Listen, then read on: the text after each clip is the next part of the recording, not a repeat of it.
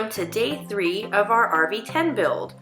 We're continuing work on the vertical stabilizer.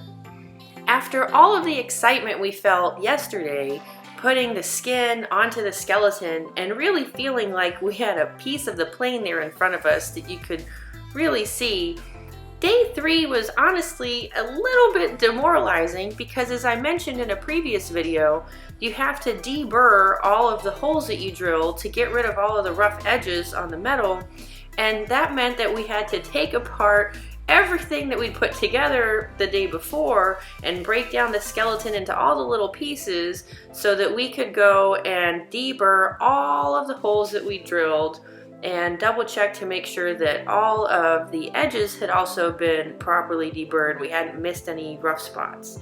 So again, it kind of sucked to suddenly see that big piece we were so proud of down into the little pieces again, but we still had a lot of fun working out there together. So looking forward to moving on to tomorrow because we knew that we would be starting the riveting. So that was something to help keep us going.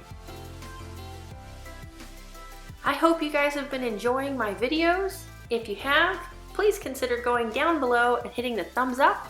And don't forget to subscribe to my channel and make sure to hit the little bell icon next to it. That way you'll get notifications every time I put up a new video with an update on our build. Thanks for watching, and I'll have a new video coming up shortly.